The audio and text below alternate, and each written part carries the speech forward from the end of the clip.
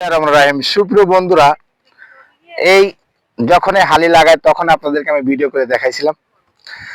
আজ দেখেন সেই হালি কিন্তু সার ওষুধ দিয়ে প্রথম কোপ মনে হয় প্রথম কোপ দিচ্ছে।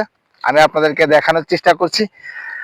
দেখেন কত সুন্দর, এই যে হাতে যে এটাকে বলা হয় টেঙ্গি, এই টেঙ্গি দিয়ে কিন্তু কত সুন্দর কোপায় যাচ্ছে। ভাই ওটা কি সার ওষুধ দিয়েছেন? হ্যাঁ ভাই, সার ওষুধ দিছি। সার ওষুধ দিয়ে কোপাচ্ছেন নাকি? হ্যাঁ ভাই।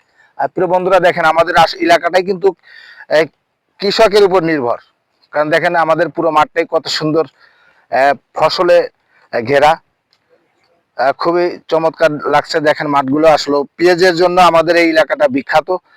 আর বৃহত্তর ফরিদপুর জেলা পেঁয়াজ রসুনের জন্য বিখ্যাত, এটা সবাই জানে।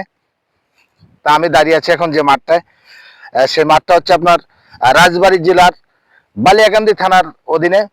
এটা বলা হয় খাসের মাঠ।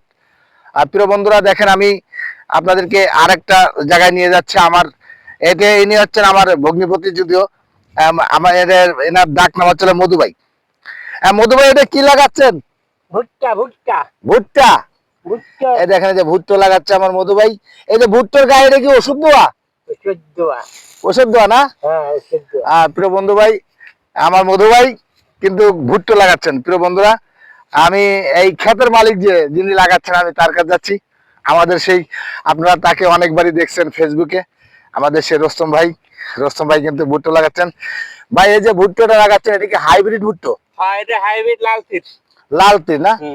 এটা আপনার বিঘায় কয় মন হয়? বিঘায় 22 থেকে 25 মণ হয়। 22 থেকে 25 মন। প্রিয় বন্ধুরা দেখেন, আমি আপনাদেরকে দেখাচ্ছি, উনি বিঘায় বলতেছে 22 থেকে 25 মন।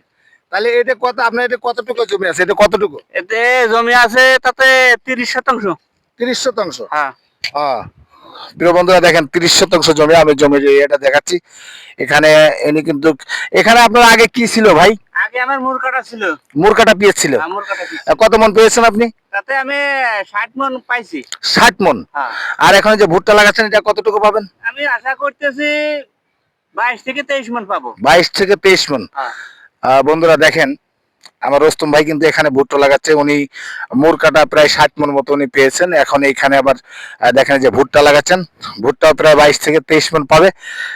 আপনাদেরকে আমি কৃষকের মাঠ, যেহেতু আমি কৃষকের ছেলে, এই জন্য আপনি কৃষি ভিডিওটা আমি বেশি করে করি, আপনাদের দেখানোর চেষ্টা করলাম। বন্ধুরা, যদি আমার এই ভিডিওটা ভালো লাগে অবশ্যই আমাকে একটু লাইক কমেন্ট সবাই করবেন। কারণ আরেকটা জিনিস আপনাদের দেখায়, দেখেন যে মাঠে কিন্তু এখন পিএস কোপানোর একটা সিজন। দেখেন যে সবাই কিন্তু মাঠে পিএস কোপাচ্ছে। এটা হচ্ছে আপনার আমাদের এই গ্রামটার মাঝখানে ছোট্ট একটা মাঠ। দেখেন চতুর্পাশে কিন্তু গ্রাম, ছোট্ট ছোট্ট গ্রাম। এই গ্রামের মাঝখানে কিন্তু এই মাঠটা অবস্থিত।